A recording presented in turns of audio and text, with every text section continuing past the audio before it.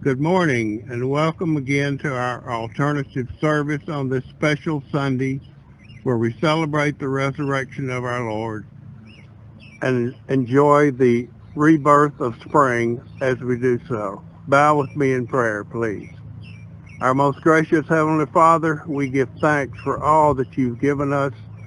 We thank you for this beautiful country we live in, and we ask your guidance in dealing with the situation we find ourselves in. Help us rejoice in the rebirth of our world and the resurrection of our Lord. And hear us when we pray.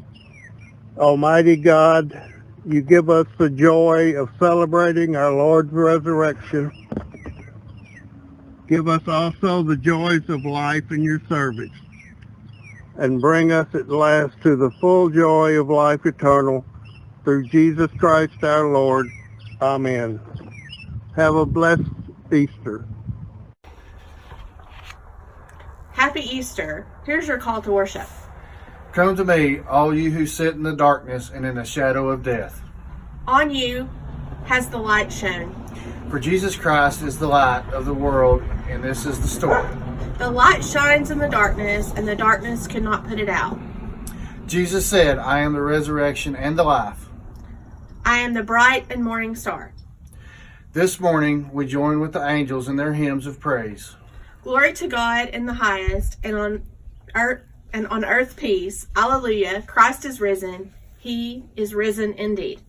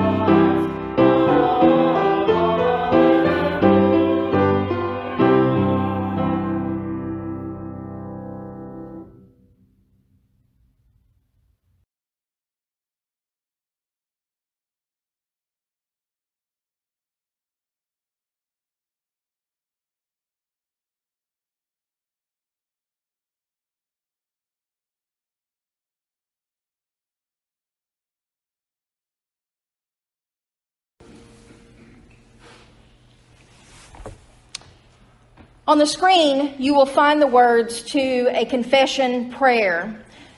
If you would please pray along with me this prayer of confession, then there will be a moment of silence and I will offer words of assurance.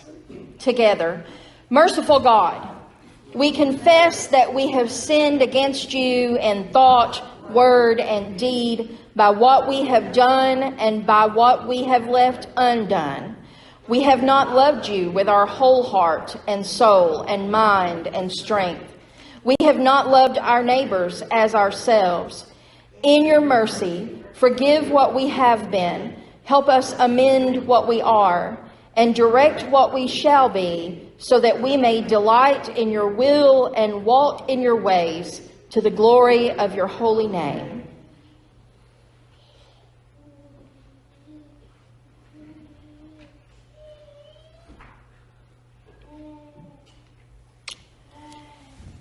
Friends, hear this good news. Christ died for us. Christ rose for us. Christ reigns in power for us. Christ prays for us. Anyone who is in Christ is a new creation. The old life has gone. A new life has begun. Believe the good news of the gospel. In Jesus Christ you are forgiven. Thanks be to God.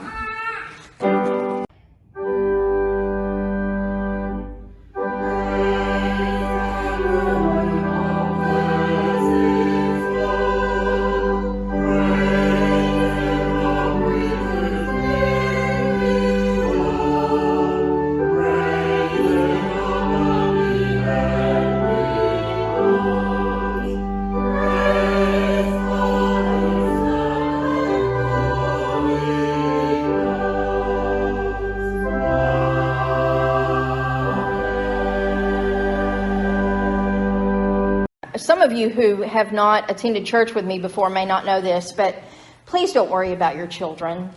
If you need to take your children out, there's a room. If you go straight through this door, there's a room with couches and chairs and carpet and comfort. We call it the ladies' parlor. So know that that space is available to you. But children and the sounds of children in a sanctuary means the church is alive. And so please don't worry about the occasional sound of your child. Like that. Thank you. Tillman and I planned that, just so you know. Thank you. My children are coming today. That may not, you guys really should have screamed and yelled and been excited. My children, my daughter and my son and my grandchildren have not all been in the same house together in about 16 months. We had not been together for several months with the virus hit, and we have not gotten together since. My son will meet his nephew, who just turned a year old, for the first time today. We have done everything we can to be safe.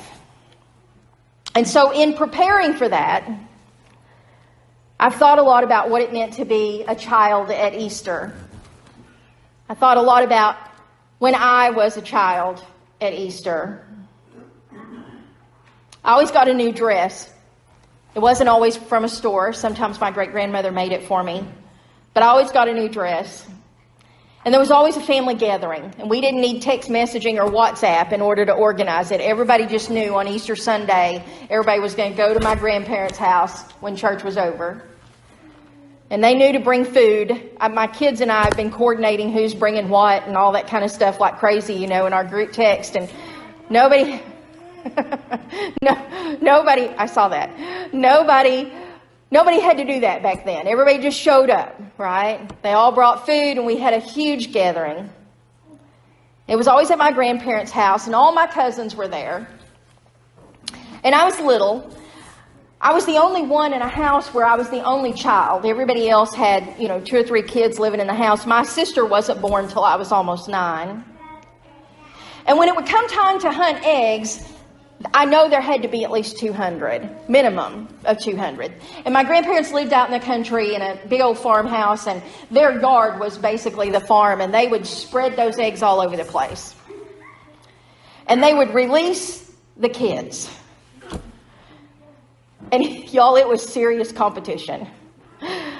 My 3 male cousins, my one uncle had 3 boys, and those were the cousins I was the closest to, and we really grew up together, and they were really more like brothers to me. And those guys were crazy. Like, they got let loose in the yard, and it was screaming and yelling and knocking each other out of the way, and they would fill one basket and run back and get another basket. There was really high expectations, and all the parents stood on the sideline cheering their kids off. It's like a soccer game, right? Except for me. Some of you have come to know me in the last 4 years may not be too surprised to know that it was a little too much for me and I was kind of overwhelmed. I was always a disappointment to my parents because inevitably, come Easter egg hunting time, I was standing on the edge of the yard, sobbing uncontrollably, unable to move, paralyzed by the overwhelming chaos of it all. And there I would stand with 0 eggs. I'll get back to that. We read in John chapter 20 that early in the morning on the first day of the week, while it was still dark, Mary Magdalene came to the tomb and saw that the stone was moved away from the entrance. She ran at once to Simon Peter and the other disciple, the one Jesus loved, breathlessly panting. They took the master from the tomb. We don't know where they put him. Peter and the other disciple left immediately for the tomb. They ran neck and neck. The other disciple got to the tomb first, outrunning Peter. Stooping to look in, he saw the pieces of linen cloth lying there, but he didn't go in. Simon Peter arrived after him, entered the tomb, observed the linen cloths lying there, and the kerchief used to cover his head, not lying with the other cloths, but separate and neatly folded by itself. Then the other disciple, the one who had gotten there first, went into the tomb, took one look at the evidence, and believed. No one yet knew from the scripture that he had to rise from the dead, and so the disciples went back home. But not Mary. Mary stood outside the tomb weeping. And as she wept, she knelt to look into the tomb and saw two angels sitting there, dressed in white, one at the head and the other at the foot of where Jesus' body had lain. They said to her, "Woman, why do you weep?" "They took my master," she said, "and I don't know where they put him." After she said this, she turned away and saw Jesus standing there, but she didn't recognize him. Jesus spoke to her, "Woman, why do you weep? Who are you looking for?" She, thinking that he was the gardener, said, "Mister, if you are the one that took him, tell me where you put him so I can care for him." Jesus said, "Mary." And turning to face him, she said in Hebrew, "Rabboni," meaning teacher. Jesus said, "Don't cling to me, for I have not yet ascended to the Father. Go to my brothers and tell them I ascend to my Father and your Father, my God and your God." And so Mary of Magdala went, telling the news to the disciples, "I saw the Master." And she told them everything he said to her. Let us pray. Dear God, as we come to you on this resurrection morning, I ask that you would bless this gathering. We thank you for the privilege that it is to be able to come together in a physical space and worship you. God, keep these people who have come here to share in your word safe. Please don't let us spread the virus in our gatherings. God, in this moment, I ask that either through me or in spite of me, you will illuminate this, your sacred word today. I ask this in your holy name. Amen.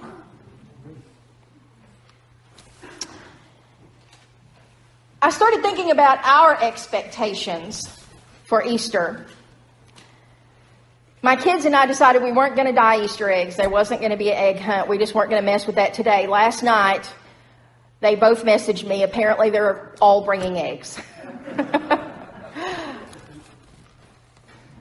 Because that's an expectation, right? You got to hunt some eggs. New clothes. Even though as a child I was very poor. We were extremely poor. Yet somehow or another I always had a new dress for Easter. A large family meal. My guess is there's a ham in somebody's oven right now. Yes? Anybody? There you go. I knew it. Large family meals. You've got to get together and there has to be lots of food. Holy Week services. Cadbury eggs. And not those big yucky ones, those little tiny ones that look like robin's eggs. We have all of these expectations for Easter, and so did they. Those people when Jesus died. On Friday, Jesus had been arrested. They were all disillusioned. They had denied knowing Jesus. Jesus had been tortured. The mobs were yelling and screaming. It was mass chaos. He went through a horrific walk and an even more horrific death. And the people who had observed it all and participated had different expectations. Pilate literally wiped his hands of the whole thing and hoped that it would all just blow over. This was not the first zealous religious rebel that he had put to death on a cross. He hoped within a few weeks everybody would forget the name of Jesus. The religious leaders, the Jewish Sanhedrin, were afraid there would be trouble from Jesus' followers. We know this from Matthew chapter 27, where they asked for guards to guard the tomb because they were afraid that Jesus' disciples might come and steal the body. We know from John chapter 20 later on in this chapter that the disciples were scared. They thought they would be arrested. And so they had hid behind closed doors. They went into hiding. They expected to be arrested by the Roman authorities as Jesus had. And we know from Mark's version of the story that the women were worried because, you see, Jesus had died on a Friday and they had had to lay him to rest quickly in order to be done before the Passover. And so they had not been able to do the things that you were supposed to do to a body with spices and myrrh. And so the women were going to go back on Sunday morning and take care of the body the way that it should. And we know from Mark chapter 16 that they were worried because they expected to get there and have trouble rolling that big heavy stone away. They all expected certain things to happen. Jesus had died and they knew what to expect. Even though Jesus had told them and tried to prepare them, they had seen people die before. They had seen people condemned by the Romans before, and they had seen other zealous grassroots movements be crushed before. They knew what to expect. But as the day played out, the reality of what had happened and what was happening didn't quite match their expectations. Not even close. When the women got to the tomb, the stone was already rolled away and the body was gone. When the religious leaders, the Sanhedrin, realized that the body was missing and they asked the guards about it, the guards said, no, nobody came. Nobody took it. We don't know what happened. And so the religious leaders, we know this from Matthew chapter 28, bribed the guards to say that they did, in fact, see someone take the body of Jesus. We know, and we'll talk about it in our sermon series for the next 40 days, that the disciples will in fact see Jesus again, and they will continue to learn from Jesus, and Jesus will call them to build the church. And Pilate? Well, I have bad news for Pilate, because Jesus the rebel never really went away, did he? Because Easter is not about expectations. Our expectations are always tiny, and we can't imagine the power of God. So Easter is not about expectations. Easter is about acceptance. Jesus had always been the Son of God. Jesus had always been the Alpha and Omega. Jesus had always been the bringer of salvation. But right up until Easter morning, even though they said differently, these people didn't really accept all that Jesus had said was true. They just didn't quite get it. I'm sorry to tell you that as a child, I never really got Easter egg hunting. Every year it was the same thing. Everybody having a great time, running and yelling and screaming, and little Melanie standing over at the side of the yard crying, paralyzed by it all and unable to move. I was always a disappointment to my parents. Why couldn't I just behave like the other kids? But I want you to know that I always ended up with a few eggs. My grandfather, Pa, was rough. Some would even say he was mean. He stood about that tall. He rode wild broncos in his youth in the rodeos until he married my grandma and she made him quit. He cussed a lot, even at us kids. And he worked really hard to scrape by the best way that he could in life. People expected him to be tough and mean. But while everybody else was screaming and yelling and knocking each other out of the way and gathering up literally dozens and dozens of eggs, and I would stand there crying, my parents yelling at me at the top to stop being ridiculous and to play like the other kids, my aunts and uncles laughing, giving my parents a hard time because their child was weird. Paul would come over and take my hand, and he would lead me directly to at least a few eggs. Sometimes I would still be sobbing, you know how little kids sob, snot running down your nose, the whole 9 yards. And I specifically remember one year, I can even describe the dress to you that I was wearing. I was 6 years old, and I just couldn't do it. And so he picked me up, and he carried me around, put a few eggs in my basket. My mom and dad always told him not to, that I needed to learn. But Paul loved me without expectations. I didn't deserve the help. I wasn't playing by the accepted family rules of mass chaos and every child for themselves. And I hadn't done anything at all myself to earn any eggs. Paul's gift of mercy was from a pure and simple love that didn't ask for anything in return. All I had to do was accept it. And as I thought about our expectations for Easter and throughout the different time periods, I realized that we are probably all somebody in my little story. Maybe you came here scared and broken. Maybe you find yourself often crying and overwhelmed, and sometimes you may not even sure why you feel that way. Maybe you're the one running around screaming and yelling, knocking people out of the way to be sure you get what's yours at any cost, not even noticing the ones that are getting left behind. Maybe you're one of the ones standing on the sidelines watching it all play out and either disappointed and sad at the ones who are being rough, or maybe even laughing and making fun of how ridiculous they are, or even worse, making fun of those standing on the sideline. Fortunately for us, Jesus' death and resurrection, God's greatest sacrifice, is not dependent on anything that you and I do. We can't earn it. We don't deserve the grace and salvation which came from it. And it's also important to remember that it isn't ours to hoard. Jesus walked the earth as a human. Jesus died on the cross as a human. But on Easter morning, Jesus rose again against all expectations as the Son of God. I'm not sure Paul ever knew how much his simple gesture taught me about kindness for kindness' sake. Neither our or the disciples' expectations could ever have been large enough to encompass the reality of what that Easter morning would mean. For it is in acceptance of the beyond expectation results of Easter morning that we and our church will be truly revived, becoming what Jesus came to call us to be in the first place: more like Him.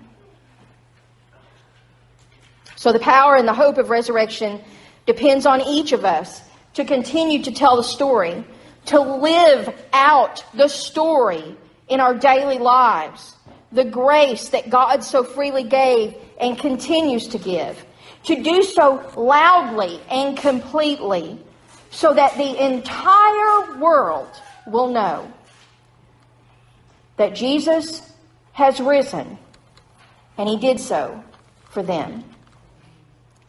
In the name of the Father, and the Son, and the Holy Spirit. Amen.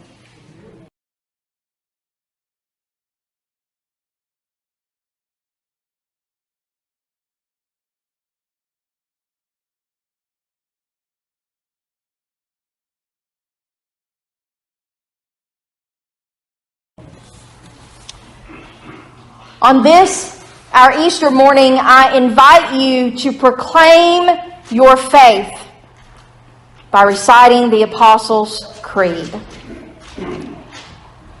I believe in God the Father Almighty, maker of heaven and earth, and in Jesus Christ, His only Son, our Lord, who was conceived by the Holy Spirit, born of the Virgin Mary, suffered under Pontius Pilate, was crucified, dead, and buried. The third day He rose from the dead.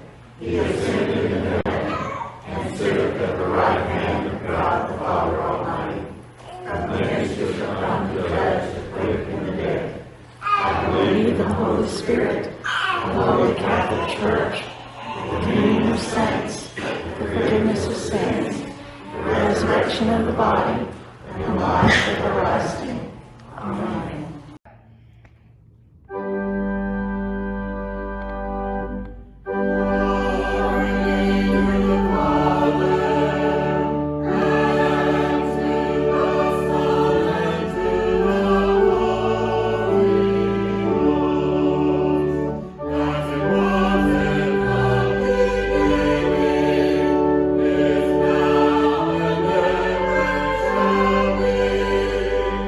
Where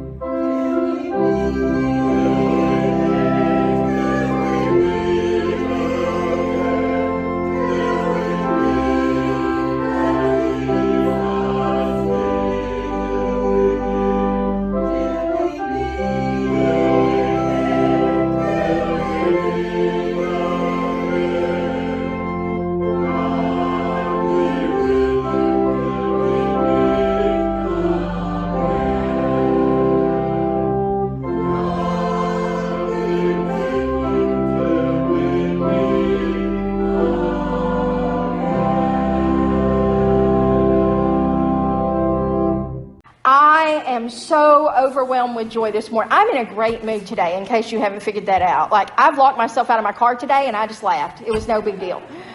It is Easter Sunday, and I am with my people. It is an amazing day.